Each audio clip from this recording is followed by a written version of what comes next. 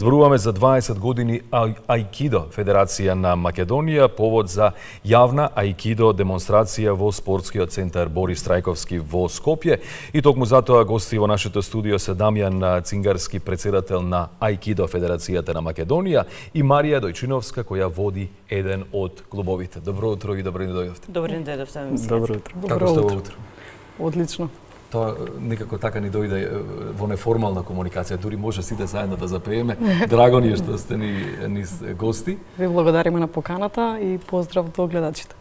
Добре дојдовте. 20 години е Аикидо Федерација на Македонија, еден убав јубилеј.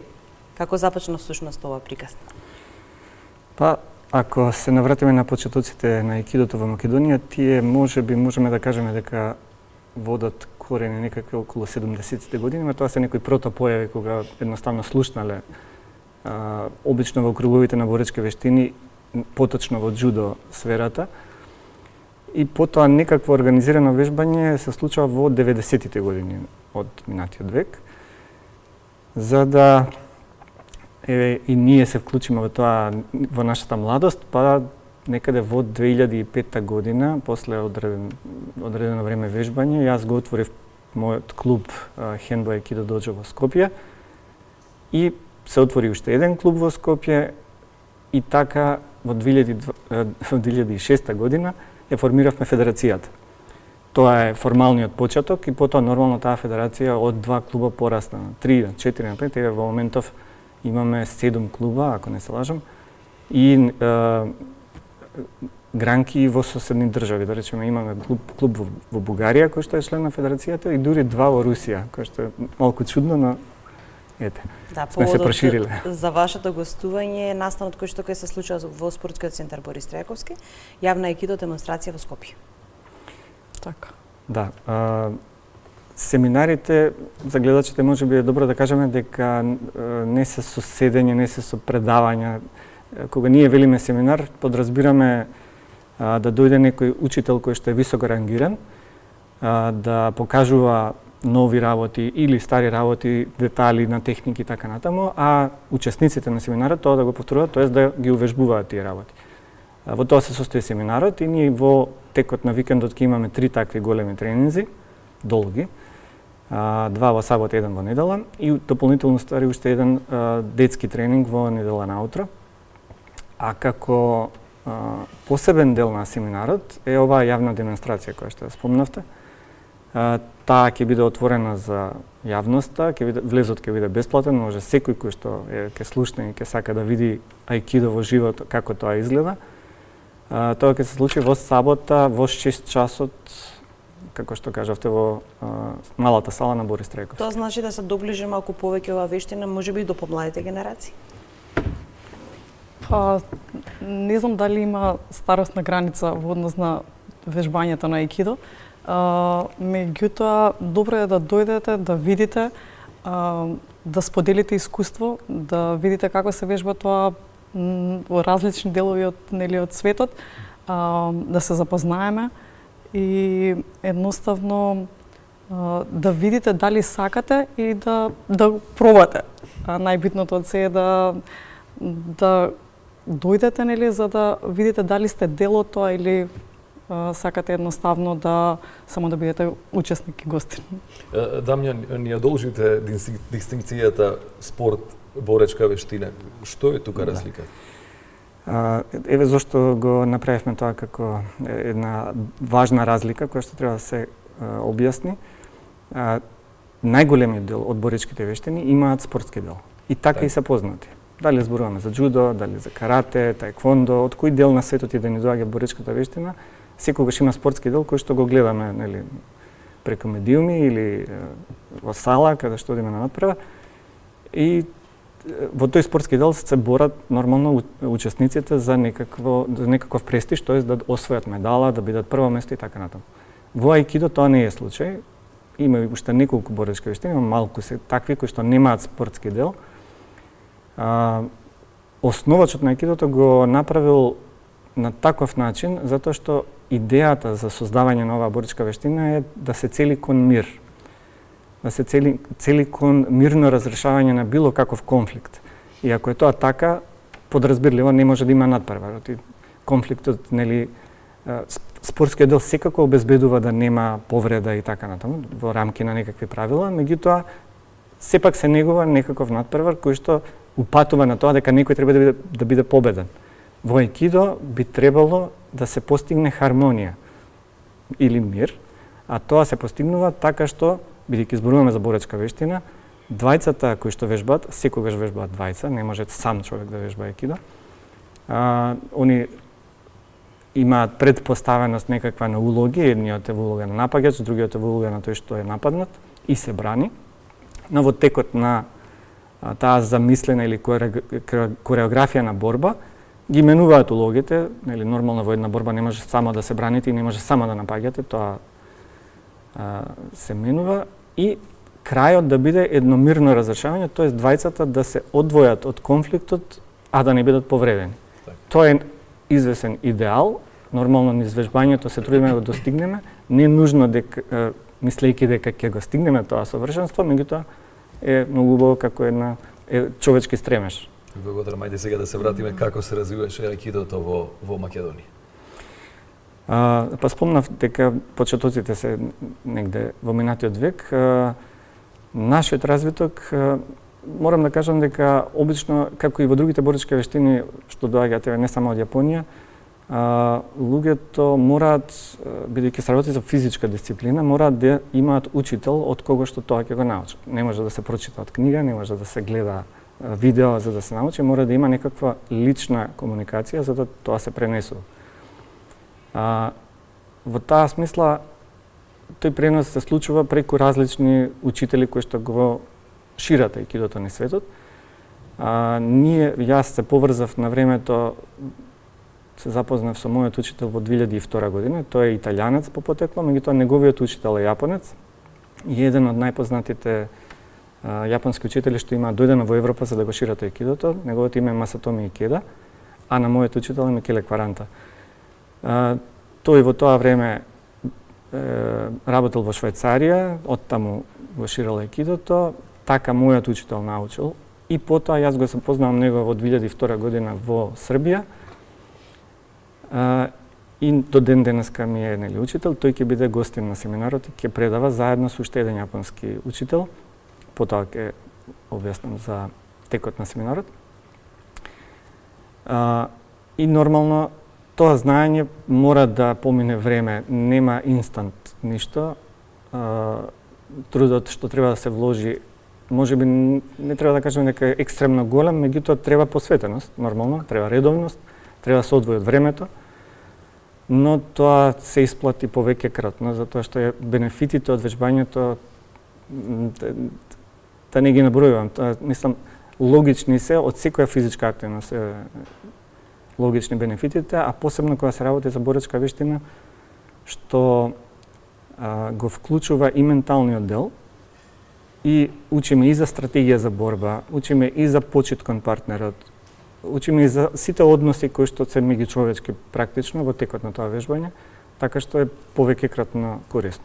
Кога сме, само да прашам, кога сме веќе кај федерацијата, кои се најзначајните успеси на нашата аикидо федерација?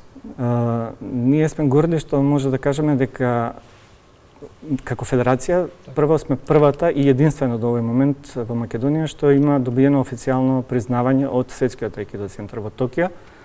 Тоа признавање подразбира дека ние легитимно можеме да одржуваме полагања и тие полагања кои што ќе ги одржиме и тие степени кои што ќе ги доделиме се светски признаени. Значи не се работи за локална организација, туку веќе сме признаени во друштвото на светските организации.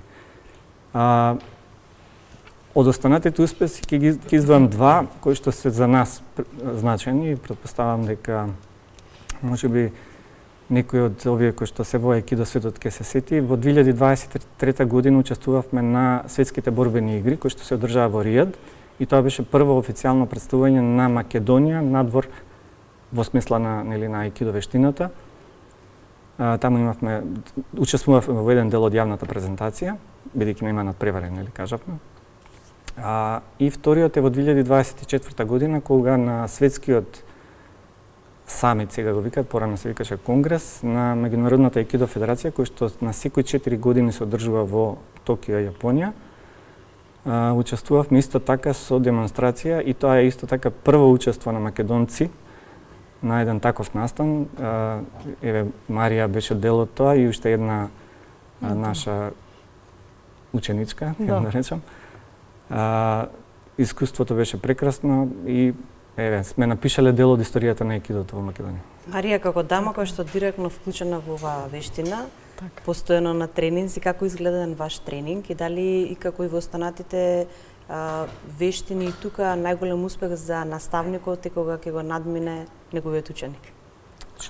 Да, кога ќе го надминеш учителот, не знам дали тоа ќе се постигне, меѓутоа се стремиш кон тоа. Сигурно дека секојдневните тренинзи сакаш да бидеш се подобар и подобар.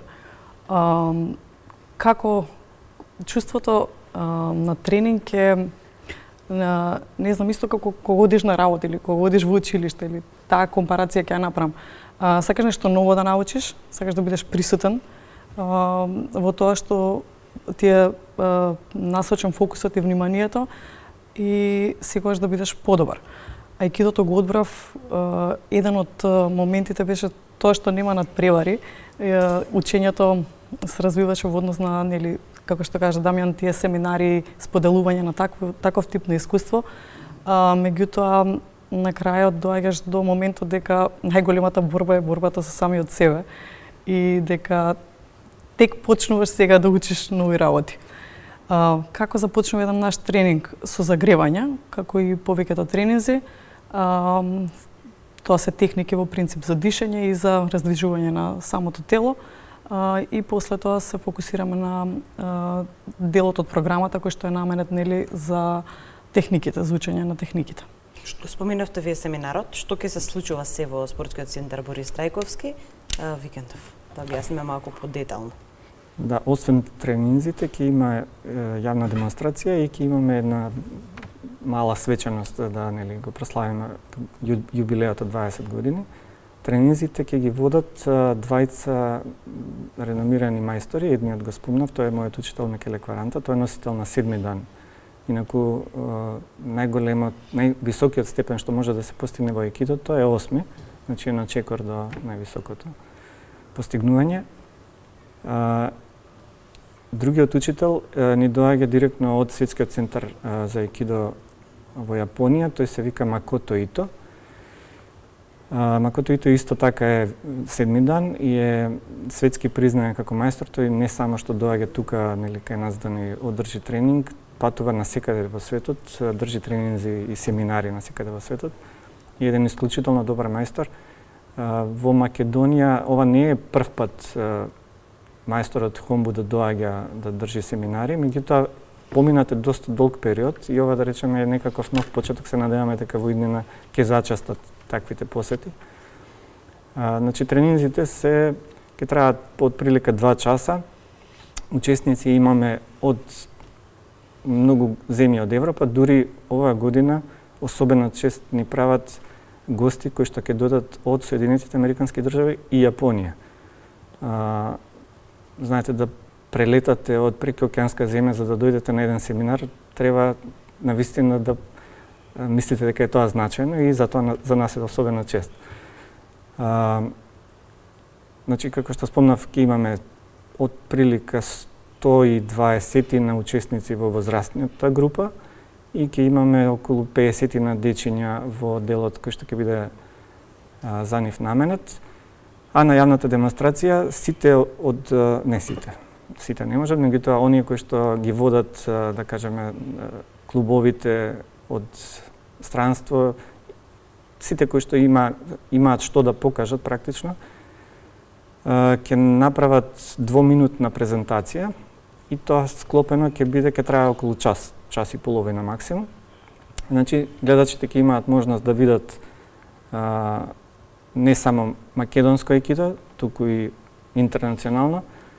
И тоа ќе финишира со презентација од гостинот од Јапонија, кој што е практично главната фигура на овој настан. Тој ќе го затвори делот на јавна демонстрација. Претпоставам дека сите што ќе дојдат ќе уживаат, затоа што навистина аикидото е многу убаво да се гледа, уште побој да се вежба, ама и за гледање убаво. Што така завршивте со последната реченица. Кои се вашите следни планови? Како може да се популаризира аикидото во Македонија? Сметате ли дека може уште да се работи на негова популаризација? Секако. Ние имавме многу добар развој до пандемијата. Знаете дека не само во нашава сфера, а во сите сфери се случи еден прекин кој што влијаеше на тоа како се развиваат работите. Така и во нашата федерација некои клубови дури затворија и никогаш повторно не почнаа да работат. Сега имаме повторно некаков подем и нормално треба уште многу да се работи за да тоа се популаризира повеќе луѓе да ангажираме и да почувствуваат дека е активност вредна за нивното време. Ова што сега го правиме како семинар за 20 години и со ова гостување на мајсторот од Јапонија е со еден праг, како се каже milestone на англиски, кој што ќе означи една да кажем ќе заокружиме една етапа во развојот. Потоа не чека уште 10 години за да стигнеме до следниот јубилеј во кој што ќе учествуваме на меѓународни семинари, ќе учествуваме повторно на конгресите кои што ќе се случуваат во Јапонија. Се надеваме со повеќе членови. Значи работата за нас сега е да направиме луѓе кои што можат да учествуваат на тие, оти нели не може годините поминуваат, нема ние вечно да можеме да покажуваме ова што сме го совладале до сега. Младите генерации треба да не заменат. Да, ќе вклучиме тука и Марија како е за крај на разговорот. Марија, која е вашата порака до помладите? Порака и до родителите се разбира, зошто да одберат аикидо. Споменуваме дека и како и во секој спорт има и добри и лоши страни, меѓутоа верувам како вештина е убава за сите. Така. Пред се, ја би апелирала, без разлика дали станува збор за аикидото или за било која друга боречка вештина или физичка активност, посебно кај децата да се направи тој тип на организација на нивното време, нели. Приоптеретени сме со екранизација и со технологијата, така да ако ништо друго, тој еден час да дојде, да повежба, да види, да се запознае, нели, можеби ќе се пронајде во делото тој аикидото, можеби ќе се пронајде во било која друга сфера. Меѓутоа, мојот апел би бил да се работи на тој фокус, на тоа внимание, на тој тип на концентрација, затоа што тоа е работа за понатаму во текот на животот. Благодариме многу на одвоеното време и се разбира што днес ќе ги поканиме сите наши гледачи да бидат дел од овој семинар кој што ќе се случува во Спортскиот центар Борис Трајковски. Ви благодариме на поканата што. Благодариме на поканата.